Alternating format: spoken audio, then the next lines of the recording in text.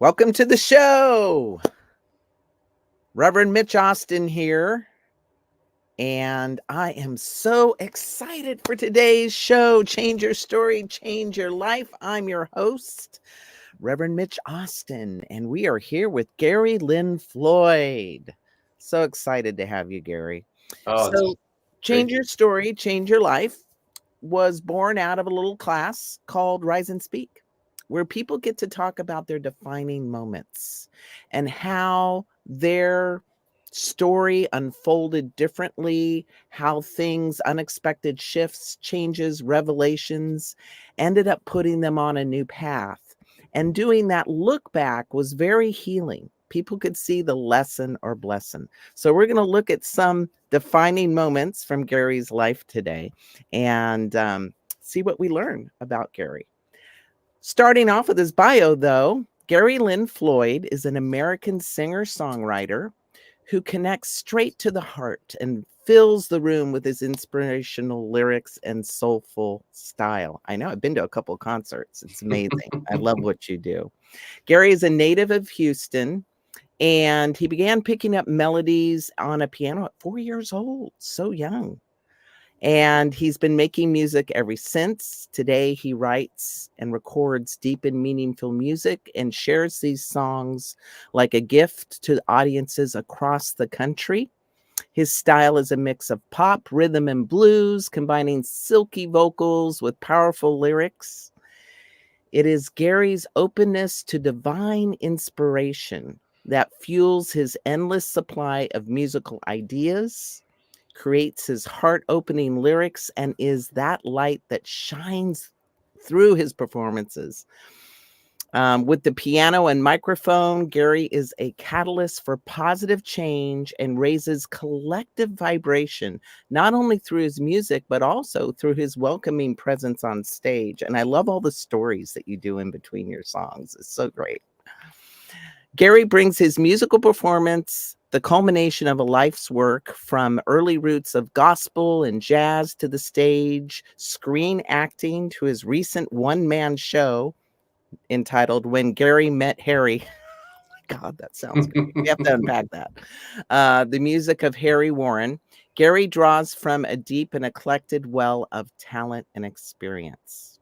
And in fact, Gary had won 3 awards on the Out Music Awards, right? For the Gospel Zen album. Was it from that album?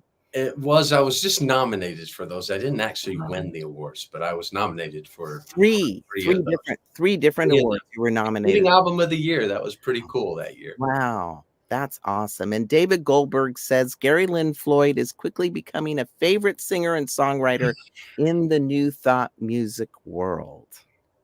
So welcome to the show, Gary. Amazing, amazing, amazing work that you're doing. Thank you. Thank you for having me. That's a lot to live up to. I didn't actually write that bio, so my friend Laura wrote it, and yeah, it's quite a bit to live up to, but I appreciate you sharing that. Well, it's hard to write a bio, isn't it? I had somebody else write mine too. I wrote something and then they're like, oh, no. And then they rewrote it for me. Right. Just get somebody else's perspective. So if that's how she saw me, then it's really, really an honor and really nice to be thought of that way. Yeah.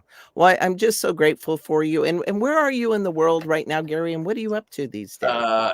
Live in Reno, Nevada. I'm the artist in residence at Center for Spiritual Living here in Reno.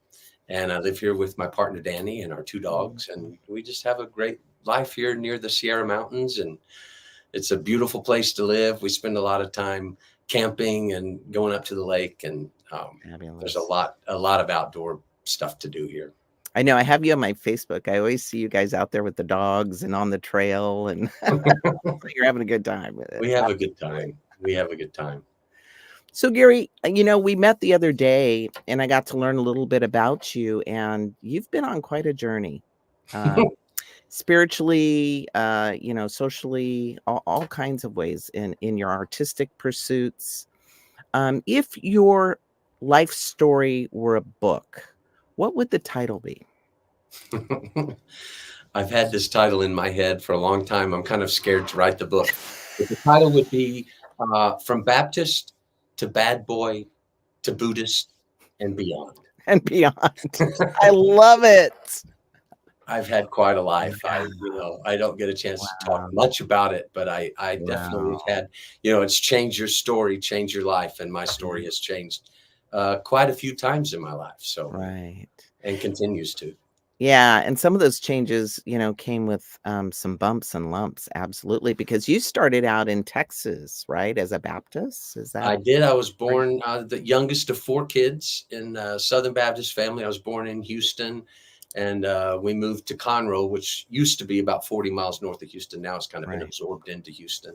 right. Um, and yeah, East Texas, Southern Baptist. Yay! Yeah, so that's how it all began for me. Wow, And so like that you was said, I started playing piano when I was 4. I wow. don't really remember it, but my sister would be practicing her piano, for hours, and then I would Mhm. go in and just kind of pick out the melody of what she had played. She was 8 years Wow. older than me. She'd go to my mom and say, "Gary's bullying me." She thought I was bullying her. I was just kind of playing, and so I kind of came here with with Mm, that ability somehow to mm. just begin to kind of hear things by ear and pick out the music. And that led to your early award at 14, right? Winning the Oh, Christian equivalent of American Idol back at that oh time, yeah. right? There was a thing called the Christian Artist Seminar in Estes Park, Colorado. Yeah. My sister had a subscription to Campus Life magazine way back in the day. I don't know if anybody knows about that magazine, but it may still be around. And Right. she saw an ad for this national talent competition. And so I um, signed up. I was too young, actually. Oh, wow. It was from 16 to 19. I was 15, but Wow. I went and Mm, just happened to win that. And that began to kind of open up a lot of doors for me in the Baptist world. And I started playing in churches and mm. youth camps and Oh, yeah. conferences. And Oh, wow. yeah, so that kind of started the ball rolling for me so my career professionally kind of started early on. I was 14, 15 years old. And at that time, because you told me you were a big Amy Grant fan. Were you a big Amy Grant fan at that time? I have a funny story at that event at the Yeah. Christian Artist Seminar. I walked into the hall where they were doing the concerts at night, and Mhm, there was a girl that was over tuning her guitar, and she mhm, had an electric tuner that I hadn't mhm, seen before.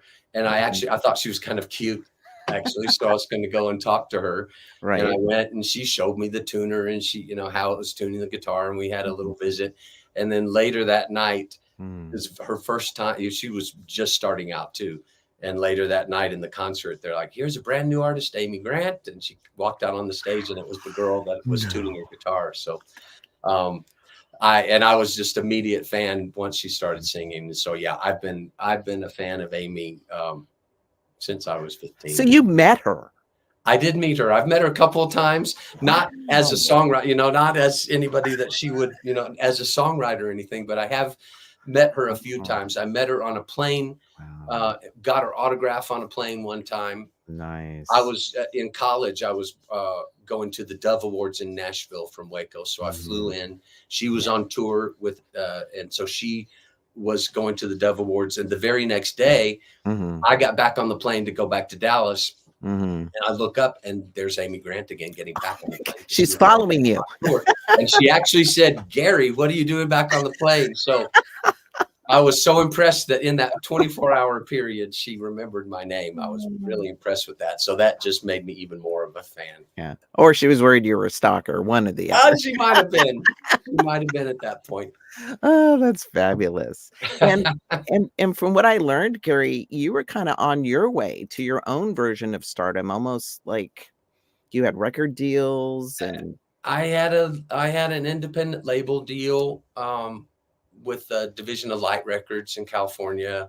I was right. writing songs for Home Sweet Home Records. A guy named Chris Christian. He signed me to a Mhm, publishing deal. I wrote a song, co-wrote a song with some friends of mine that went to. I didn't mhm, record the song, but a guy named right. Steve Archer recorded the song, and it went to #1 on the Christian charts. So yeah, Wow. I thought that's what was going to be my story. And Right.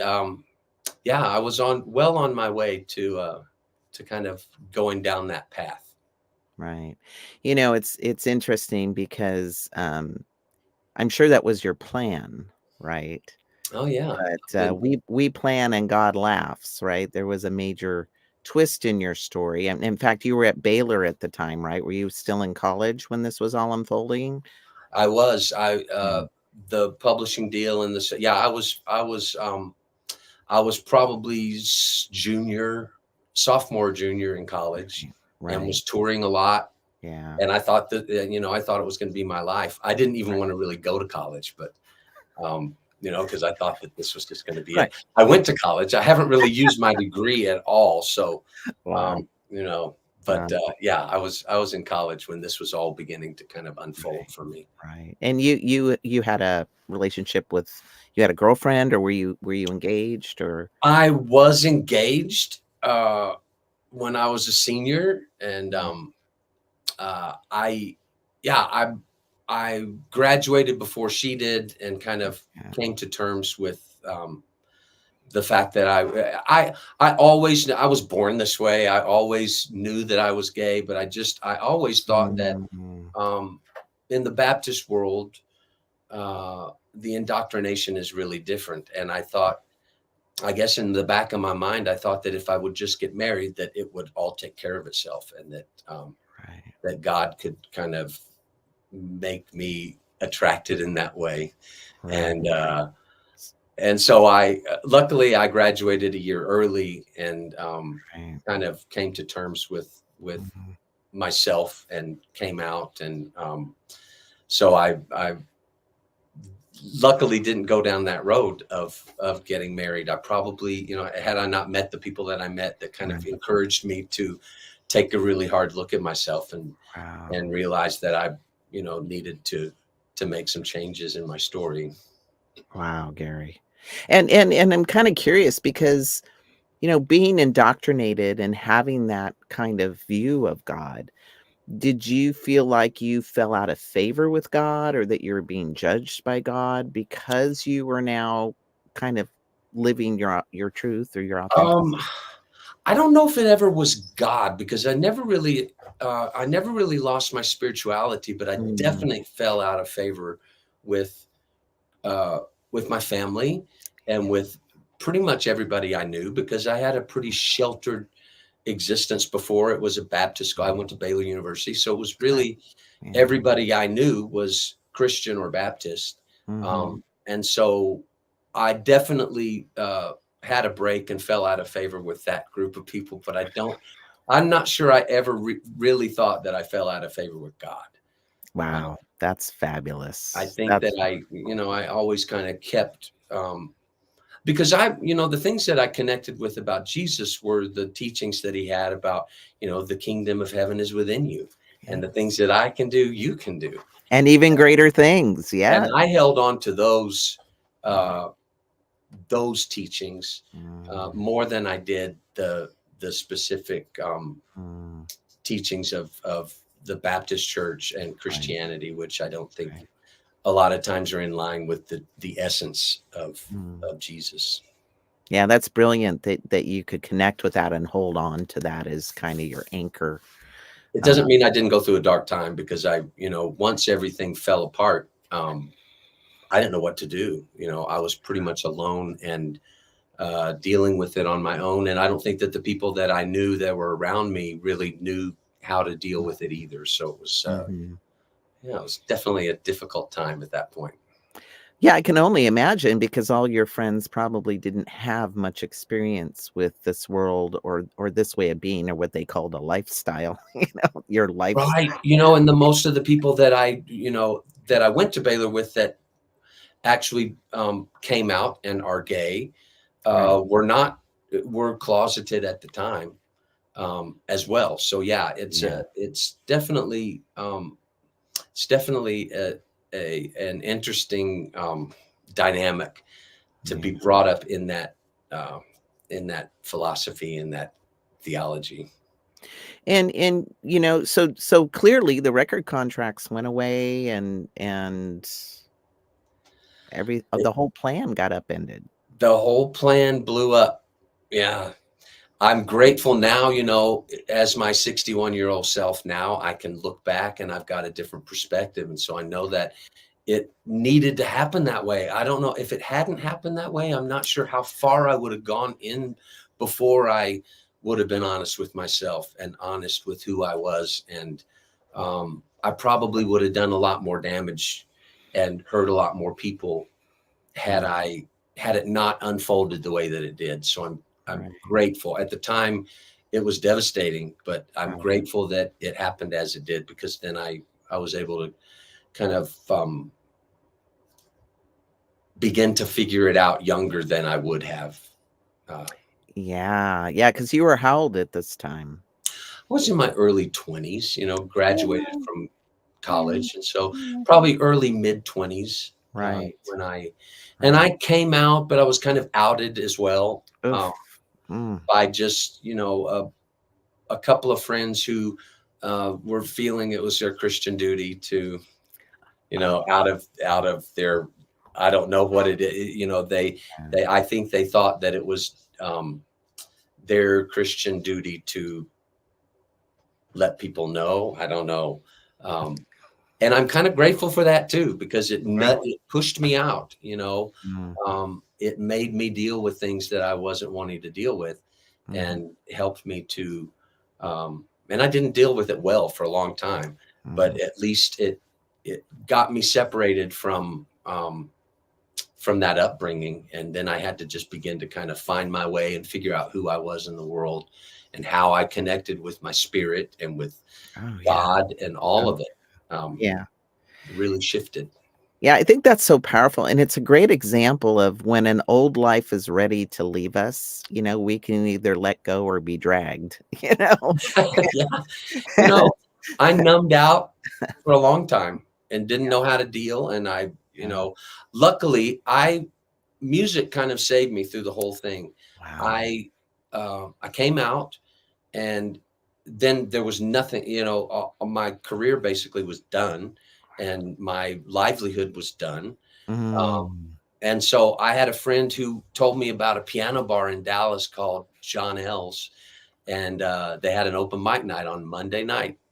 And so Wow. I went. I didn't really even know. I knew some pop songs. I mean, I was a fan of James Taylor and Kenny Loggins and Right. Michael McDonald, and so I had some exposure to pop music. So I went and played for the open mic, and the owner of the club Yeah. came and said, "Hey, we have an opening on Tuesday nights. Do you want to play?"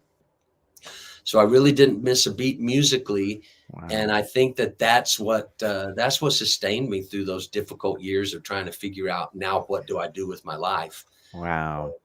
Wow, And the irony is amazing. Here is the Christian Baptist, singer saved by a piano bar, I mean, I yes, don't know. Does the irony get any better than and that? I was messed up in my head about it for a long time. Of, okay, well, who's gonna, people are Yeah. gonna see me in the Right. gay bar, and Right.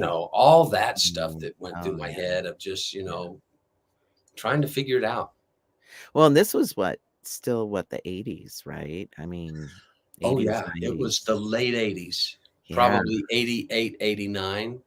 The funny thing, I was still involved in, my sister and her husband was a minister of youth at a Mhm, Baptist church. My mhm. uncle was president of the Southern Baptist Convention in the Oh, '80s. ho, So ho, this was my ho. family. I mean, I was, like, entrenched in it.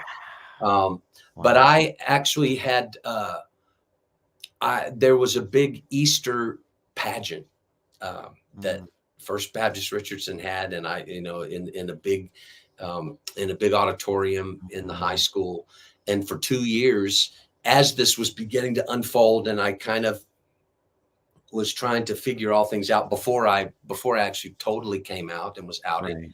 Um, I played Jesus in the Easter pageant, which was Oh my god. it was a real trip, because it Wow. was the whole pageant. So I mean, I was like up on the cross, and they were singing, and I'm looking down, and I remember weeping, Mm, because I would look around at the people and think, if you only knew, what I'm going through and what I'm mm, struggling with, and yeah.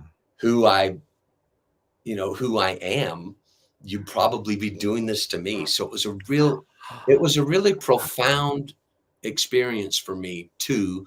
And I think that kind of helped me in my spiritual Mm, uh, growth and my spiritual experience through all of that mm, to have been able to play that role and to mm, feel that mm. um, in a really weird way, as a gay man that was Yeah. struggling with coming out and playing Jesus hanging on the cross.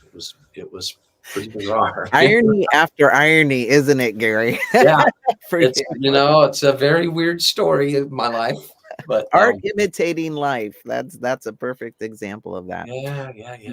Well, we have to take a commercial break, but don't go away. We're going to talk more with Gary Lynn Floyd and this turn in his life, and maybe how he found New Thought, or New Thought found him. I don't know. We'll see. Don't go away. We'll be right back.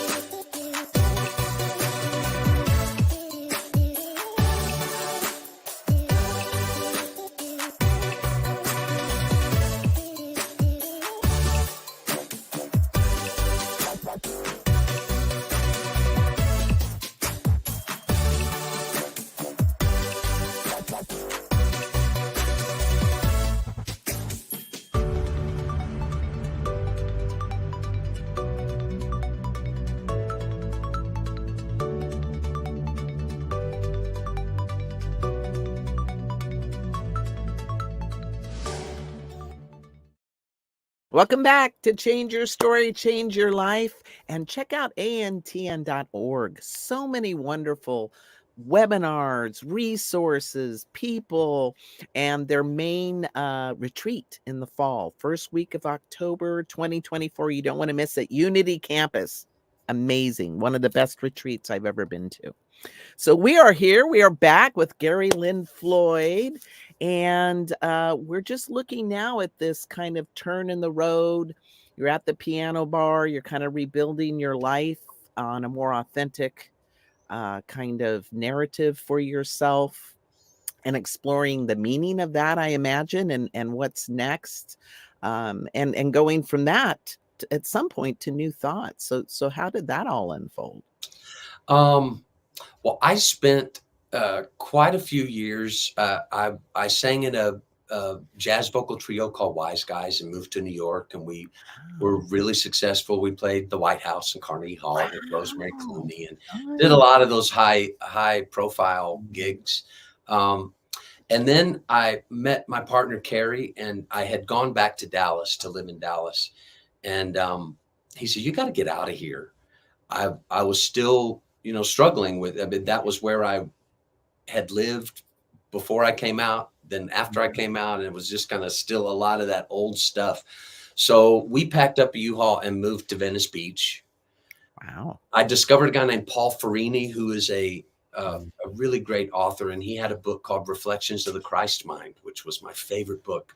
If you saw the book, it's like almost torn apart right now because I read it so many times.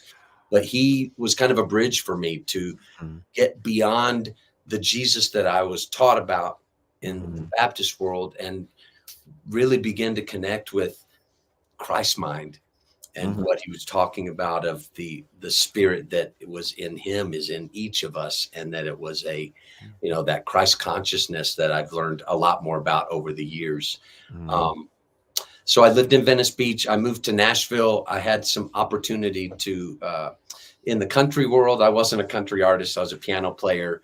I was not, trying to make anything fit. I think part of it probably too, as I continued playing music, a Mhm. lot of times I would write music because I couldn't talk about things. I couldn't Mhm. express myself because I think my throat chakra, as at least when it came to actually speaking my Mhm. truth, shut Mhm. down. So the way that I could express my truth was through music, and I would write songs and play them and record them and try to get, I'm sure that there were times when I was writing songs back to my family specifically my mom and dad, trying to communicate with them, but I would communicate through music because I really didn't know any other way to do it.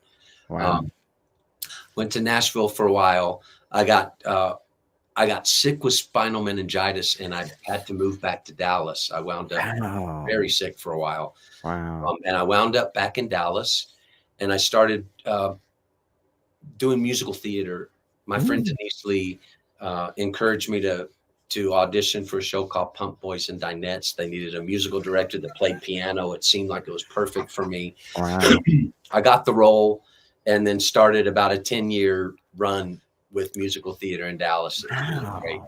And in that time, I was still playing the piano bars, and I knew Michael Gott from the piano bar. He played at the really nice piano bar, and I played at the hole in the wall piano bar. I always wanted to play at the one he played. But we knew each other in that world. And he would come to me and ask me if I would fill in for him at this church that he was playing. And originally I was like, no, I have no interest in You're going. done with church, right? Don't want to do it. He kept at it. And I think he knew, because I was writing music, and my music that I was writing was spiritual. I mean, my spirit and my music have always been so connected because of how I was brought up. And that never changed. That was my connection with spirit for me, was through my music. And that didn't change after I was out of Christian music. It just continued in a different way. And so I think he could tell that. And so he kept asking. I finally was like, okay, $50, I'll play it. You know, I could use that extra $50 this year to pay my electric bill or whatever. So I'll fill in for you this particular Sunday. And it was Center for Spiritual Living Dallas. And so I went and filled in for him. And then when he wound up, it's kind of interesting because he came to Reno, where I am now. And the piano was open there. I wasn't the music director, but I started playing piano in the on the music team. And for a long time, we'd play music, and then we'd go have, coffee and bagels during Reverend Peter's talk, and then we'd come back and play music, being a musician that just was having a gig. Right. And I eventually met my current partner, Danny.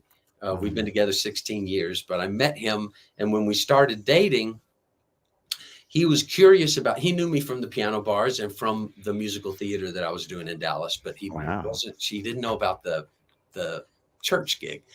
So when we started dating, he was like, well, what's this church that you're playing at?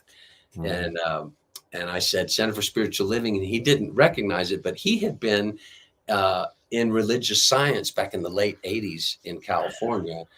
And so I said, it's a guy named Ernest Holmes, and it's a pretty cool, it's a great church. I like the people, and it's pretty cool teaching. I mean, I don't pay a whole lot of attention. And he said, hold on a minute. And he came back with the book, this thing called You. And it immediately resonated. And I was like, oh, wow. And he said, you really should, your music is right along these lines. And you really, think about staying through the talk. And, and after I read the book, I was like, oh, wow, this feels like home. It feels like a place where I could really become part of a community. And it made sense to me. Just that transition, because it pulls a lot from Christianity and from Christ consciousness. And so it really resonated with me. And so I started staying, and when I finished that book, he gave me Creative Mind and Success. So and then I couldn't believe it, that this guy that I was dating was the one that was giving me the books, and it kind of brought him back into the world. He had left for a while into New Thought and CSL. So that was really my introduction, was filling in for Michael Gott. And then Danny kind of nudged me a little bit further into really, seeing what the teaching was about, and to kind of show up a little more fully and explore it. And so then if I'm talking too much, just tell me. And No, I'm loving this. I'm really good friends with Karen Drucker, and we have conversations like this, and I'm like, am I talking too much? Tell Mine's me if I'm talking is too it much. am I going My too far? throat chakra is beginning to open up a Yeah, little this more, and this in my old age. So it's interesting, Gary, as you're speaking, it just kinda makes me I love to play this game, kind of what was God thinking, And it almost feels like, maybe before you came into this our incarnation, right? That, part of your divine assignment was gonna be, yeah, you're gonna drop into this Baptist world, but you're actually gonna make a whole left turn into this new thought world because we need you over there, right? We need you like all up on the Bible and doing music, but then we're gonna reallocate those skills over here. yeah, yeah. It feels all looking back, it feels so connected now. Yeah, It didn't for such a long time. yeah. I really, I'm grateful um, for the foundation that I got with music, especially singing and music, learning how to sing harmony, and just the music that I brought up with is so rich. Mm, Um, when I was on the music team at CSL Dallas for a while, and then Danny was like, um, he began to teach me about visioning. I didn't know what visioning was, and he said, wow. "Well, let's do some visioning because there's a place called Asilomar in California, and they have these big conferences there, and it's Mhm. all this whole world, and let's just vision that to see see what that might look like." Yeah. And within a year, Reverend Petra and my friend Robin Hackett went. She was on the music team the year before, and so she went, and they kind of were talking me up a little bit as this new guy that was playing in their band. Right. And Danny and I were continuing to vision, and I was beginning to learn a little bit more, and just kind of dive into the principles of New Thought. Mhm. And one day, my phone rings, and it was Lisa Ferraro, who was the music director, Oh, and she says, um, "I never hire anybody that I haven't worked with or that I don't know, but you come really highly recommended, and so would you like to come and be on the music team at Asilomar?" And I was like, I was looking at the phone. I'm like, I can't believe this. it's real? Is this This is real? it. This is it. So I went, was on the music team, met a lot of people, and then and Danny had started working in Phoenix, and so we Mhm. wound up moving to the West Coast, and that was really the beginning of me beginning to be able to play in different centers and churches out Mhm. here. I was aware of Unity Church too in Dallas. I had played Mhm. there a few times. Mhm. Um, but I began to kind of get opportunity in this New Thought music world, and we moved out to the West Coast, Wow. and I'm really grateful for the people that I've met and have been able to continue my career. And it kind of is interesting to me that it's full circle, has come back around to, I'm playing spiritual music again, and doing conferences and retreats and teen camp, and playing I in remember you at a teen camp, being actually. It part was of a music team awesome. in the church here in Reno. And, just like you said, I think it is. I'm not sure if we make contracts before we come I don't and know. have Yeah. there's a path that we take when we get here. But it seems like it seems like that makes sense to me because it has been a full circle for me of coming back around and just kind of finding myself again in a fuller way, Mm. in a deeper way spiritually, Mhm. Mhm. to really connect with being an expression of Christ mind in the world. And I use Christ because that's my upbringing. It could be Buddha nature. Yeah. Uh, I had a really good friend. She sing in Dallas. I was playing the Unity Church, and Mhm. this Buddhist little short Buddhist monk came up with his brown robe, and he says, "Would you be the Gary Floyd that played in my Baptist youth camp when I was in like junior high?" Like, that's probably me. Yep. And he had gone through his process and had become Mhm. a Buddhist monk, which Mm. really helped me to kind of pull everything together even more. Somebody Mm. that remembered me and had, that I had made an impact on him.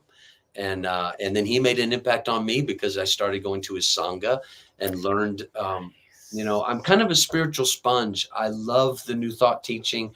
I also, if Yeah. anything that resonates with me spiritually, I Mhm. absorb it. And Mhm. and so Mhm. he was really he had a big impact on me too, as far Mm. as meditation. He taught me walking meditation, um, and just seeing that there were so many different paths Mm. that are leading up the same mountain, you know, same place, and they're Mm. all valid. But just to open my mind more um, to spiritual paths that I wasn't familiar with, and Mhm. realize that they're all, you know, we're all talking about the same thing. Yeah, I think that's really kind of the eye-opening experience I share it with you is just seeing, because I can sit in a Christian church and hear science of mind, or I can go to a Buddhist Yes. and see the spiritual laws in action. In fact, I think I'm a closet Buddhist. Don't tell nobody. You know, Mitch, it's kind of funny. Recently, I had a Sunday off here in Reno, and I wasn't scheduled. I usually either I'm here in Reno at CSL or I'm traveling and playing somewhere else on a Sunday. Right. But this particular Sunday, I had the Sunday off, and I just felt led and compelled to go. There's a place called Grace Church here in Reno, and it's a big Mm. evangelical church. And I was Mm. curious about it. I wanted to experience the music, especially. Yeah. And so I was by myself. I went to the church, um, and in the past, it would have really triggered me because I've gotten triggered by that, just being in that whole world again. And Yeah. um, but I went in and I kind of did a little treatment for myself before I walked in, that I was just going to be open and experience spirit in whatever way. Mm. And I went through that praise and worship time of the music. Yeah. They didn't know, but I was celebrating and worshiping and praising Yeah. the spirit that's in me, not what they were talking about, Right. but I could it was kind of cool for me because I could Yeah. see past Yeah.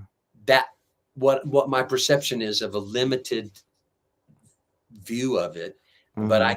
I could see past it and experience Mm. that feeling of Mm. celebrating, you know, God being an expression of that, and Wow.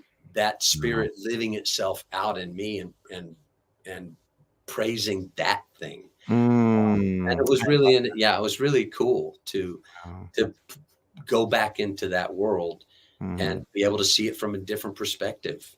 And to me, that's really a sign of healing, Yeah, right? That's a sign that something has really shifted in our awareness, in, deep down in our consciousness, that there's been a healing going on because of how we've opened into a new truth yeah, that wasn't there before. So I just think that's so powerful. yeah. I do want to welcome some of our guests. We have Karen Druckers with us. Oh, Yay! wow. Typed in.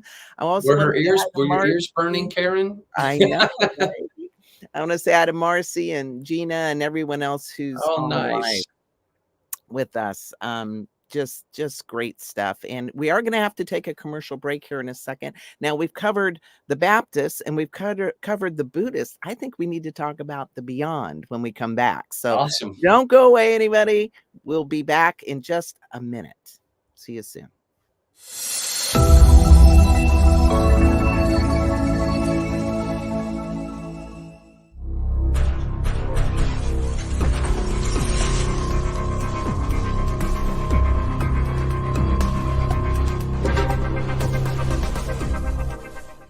New Thought Media Network.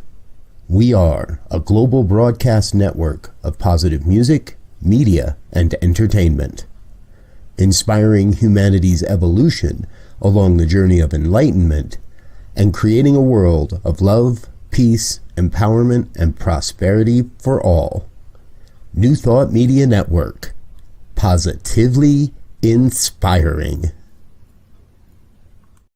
Welcome back, everybody, to Change Your Story, Change Your Life. I'm here with my amazing guest, Gary Lynn Floyd. It's been a phenomenal show. It's even going to get better. I'm excited for this next conversation. But please support us. New Thought Media Network helps bring these shows, makes these kind of conversations possible. If you just click on that link there, give us give us a Starbucks coffee, $5, anything. All of it helps. And we want to continue this work and bring it out more into the world. So definitely appreciate your generous donations. So Gary, we were talking yesterday. We had a juicy conversation Here we about are. this. Yeah, about this kind of phase of life that we've both kind of entered into. I just turned 57 this month. I think you're newly 61. Is that 61. there we go. And September. don't look like it at all. Oh my gosh. Sweet man. You're a sweet man. Living life I don't good here. necessarily feel it either. I'm just an old teenager, really. Yeah, me too. Huh? I'm Oh totally there. I'm totally there with you. And I loved how, our conversation was just so rich about, you were sharing with me, and it was very powerful about how people are going to live now into another frame of age that we haven't seen before on a large scale, right? You were yeah. mentioning something about that. I recently found a book. I can't remember the author, but it's called From Aging to Saging. Oh, I And the love whole that. concept of, I'm in the fourth quarter. Mhm. And I think that it's important. I've got such a different perspective. It's so cool there's nothing magical about turning 60, but it did kind of like shift me in realizing that, okay, I can embrace this time in my life. I don't have to feel like I didn't accomplish what I thought I would accomplish, or that I should be younger, or that, I missed out on anything. Yeah. I think that it's an opportunity to embrace, okay, this is this season of my life, and I'm still healthy. I and I've got a perspective of life that I didn't have before. There is something to be said for caring less about what people think, and being less moved by, I was so moved and kind of devastated by what people thought of me earlier in my life. And it affected me. And now I look back and I'm like, okay, but like coming out of the closet, this occurred to me the other day. It's really weird, but I think it's being in the fourth quarter that kind of like allows me to see it this way. Yeah. But I realized, we're responsible for how we show up, what we make things mean. Yeah. And I was thinking about coming out of the closet, and I just recently took the foundations class. Oh. It's a Mind Foundations class. Finally, I was in one place long enough to be able to take the class. Yeah. I wasn't able to do that before. But what I realized was, in order to come out of the closet, I had to make a decision at some point to go in the closet. Ooh. Whether it was, I was young and it was Mm. what I felt like I had to do, but Mhm.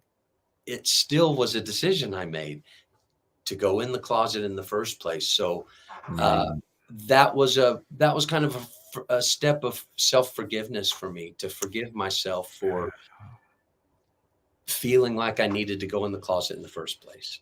Yeah. And then to, be grateful that I came out of the closet, and but it was that thought of, okay, there are many stories about coming out of the closet that I've heard from a lot of different people, but also for me, just taking the responsibility that I did decide to go in the closet at some point. And Wow. so, there, just having that perspective of taking responsibility for all the things that unfolded in my life, and how I responded to them, and how I didn't respond to them, and how I became numb for a while, and the choices that I made to deal with things.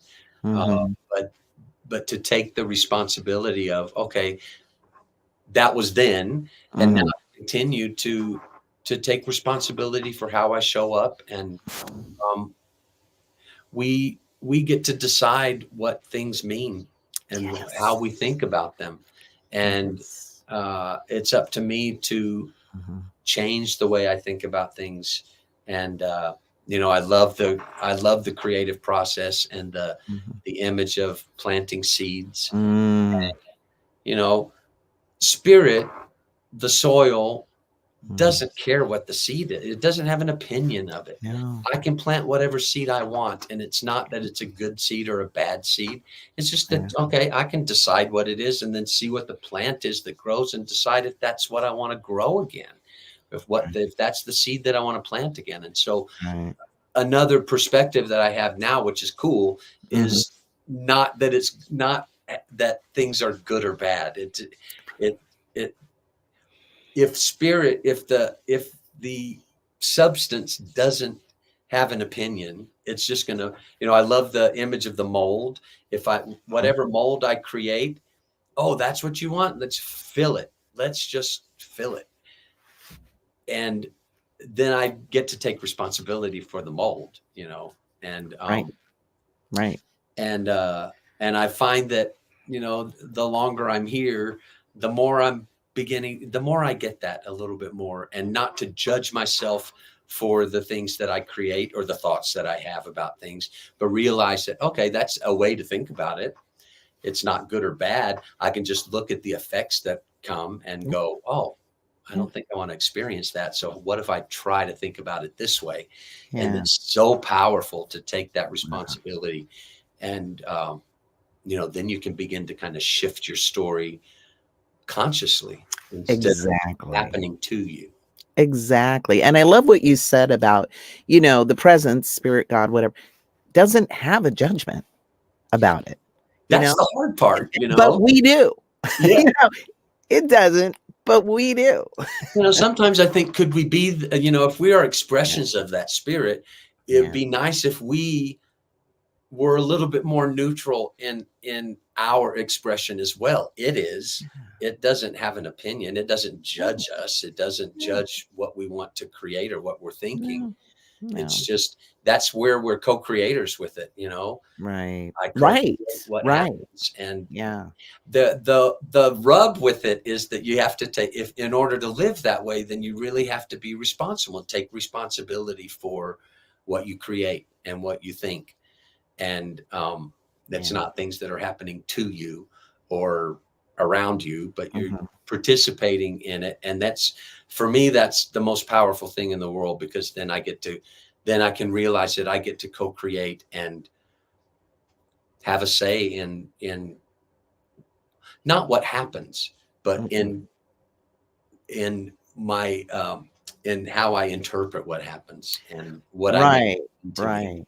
Yeah, how we assign meaning, Yeah. and I love this stage of life because now the look back is so much better informed Yes. than it was even in my 40s. Uh-huh. And this not caring, I call it my give a farfanugan is broken. Like I'm able to step out of that judgment now, and kind of what you said about, just looking at it as not good or bad, just is. And then what do I want to decide about that? What is the meaning, or what is and I love that you did the cleanup job, like the self-forgiveness. That's one of Yeah. the hardest things, I think, for Yeah. us to Just, do. and especially with old stuff that, there are so many, I know that everything that I have experienced in my life has led me to this place. So Yes. I Mhm. I don't think it's predestined. I mean, that's one of the old Baptist things, predestined. Right. You like have this, it's just all meant to be. Yeah. I think that I could have made decisions that would have taken me on a completely different path. I could have made decisions where I wouldn't be here. Yeah. Um, Yeah. and Yeah. so, uh, yeah, I don't know what my point is with that, other than Right. I think that um, if we're lucky, and if we get to stick around long enough to be Mhm. in the fourth quarter, then we get a chance to look back at our lives and say, hey, okay, I forgive myself for not seeing that I always have been an expression of the divine. Yes. I've Yeah. always been that. And I couldn't Yeah. see that because I believed what other people said about me for a long time. And that was my choice. And Yeah. because of that, I Yeah. created all kinds of crazy stuff. Yeah. Um, Don't we? but the power of knowing that, um, that spirit, God, whatever you want to call it, never judged it. And always was just, okay, this is what you want to experience. Here we go. Let's do it. And then to finally come to a point in life where I can see that I am participating and co-creating is just a really great place to be. It's powerful. It's not perfect, and it's not that it's it just is that I can make choices, choose thoughts, and then see how I feel and see what comes from them, and then decide if that's what I want to continue to create. Well, and I love that, because really what you're describing is spiritual mastery, right? Yeah. When we get to that level beyond getting so hooked by our stories, right? That we think that these stories are certain things, like, and that they're powers, that they're somehow controlling us, and they're not. We always had the power here, Right. to assign the meaning, to act or react, respond or react. And if we reacted, we can look back and go, yeah, I did that, right? And not really have to judge it. Right. I did that, and this was the outcome. Do I want to experience that more? Yeah. And if I do, okay, then experience it. Create whatever you want to create. Right. And spirit isn't judging it. It just, that's the whole, in this class that I took, we talked a lot about oneness. And that's something that's difficult for me now, because I realized that, okay, if everything is one, if everything comes out of the one substance, if everything is one, right, that means that everything has to be included. I think there's one part where it says, we are each you're the center and I'm the center. From our perspective, we are each center of the universe. And it says the circumference is infinite. Yeah. Therefore, everything has to be included. And so within the oneness, there are people who are creating war and who are creating all kinds of what I consider to be bad things. But if it's one, and maybe you can help me with this, if it's oneness, then, and if spirit doesn't have an opinion as to what you want to create, then that's why there's so many different expressions, because it's all included in the oneness. Yes. Which is a hard pill to swallow sometimes. It's so hard. And that's why I think we have to call what we don't see in this equation the mystery, right? It's just like when science studies an electron and splits it into two particles and spins one and the other one spins right away. We don't know the mystery in between that. Right. Of why that happens. And you could bring that a step further to say, if everything's one and everything's good and everything's God, then why is there these experiences? And there's a space in between that we can't see. I just think that there has to be, everything is God, everything is one, but it doesn't necessarily mean everything is good. Right. Yeah. I don't know how that works. I'm still working it out in my 61-year-old brain. Right. Well, I have to believe that there is no thread of action or inaction we can spin that God can't weave into a pattern of perfection for all, because God is all powerful and God is loving. Yes. So a part of me has to believe, I don't understand war, but I have to believe that this all powerful, all loving presence knows how to turn that into good in the long arc of unfolding. Right. Probably longer than I can see in my one limited snap of a life experience. And I see it play out in my own life, because now I can look back and go, oh, I can see how that contributed to me having more humility. I can see how this, that kind of stuff. Part of how I resolve it is that we are all, if I'm an expression of the divine mind, it has to be true of everyone. But we are expressions of divinity to the extent that we're aware of it and that we allow it to flow through us.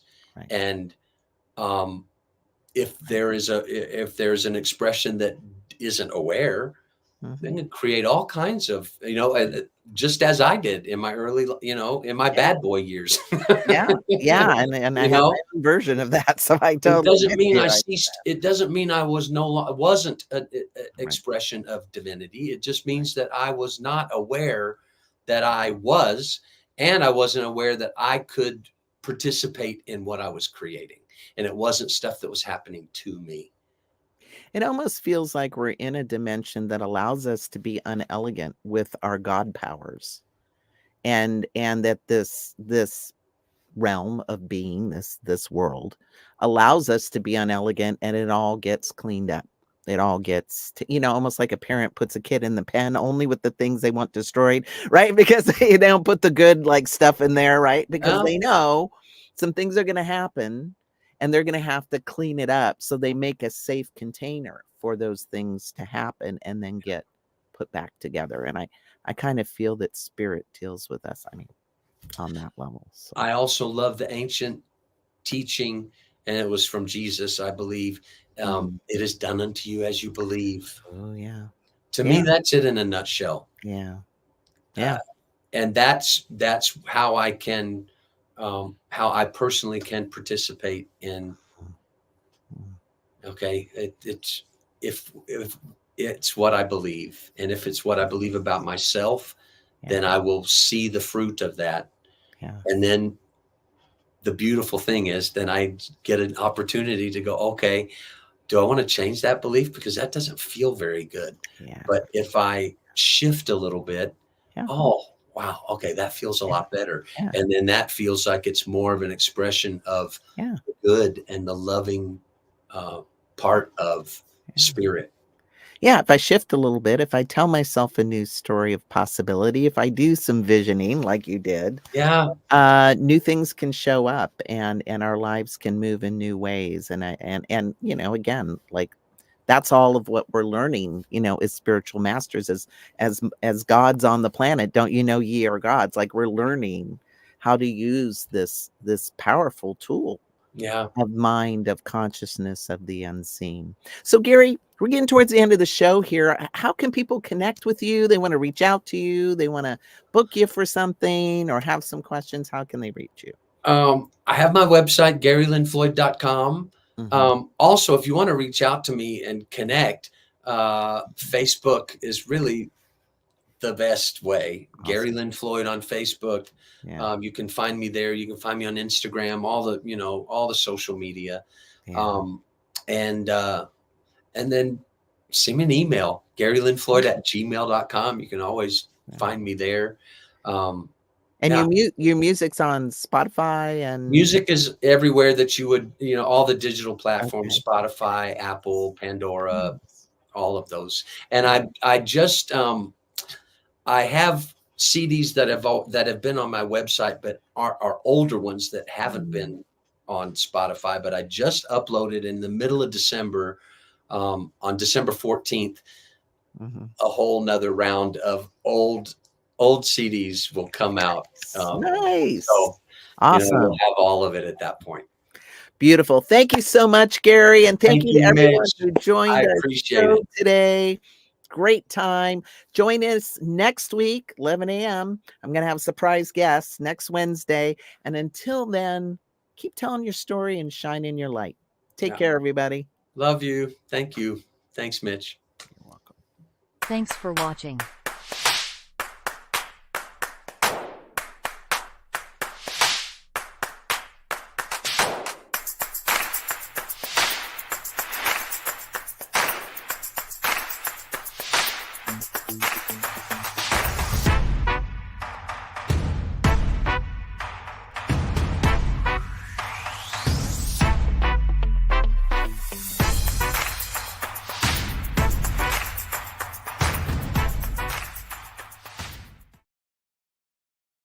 Thanks for watching.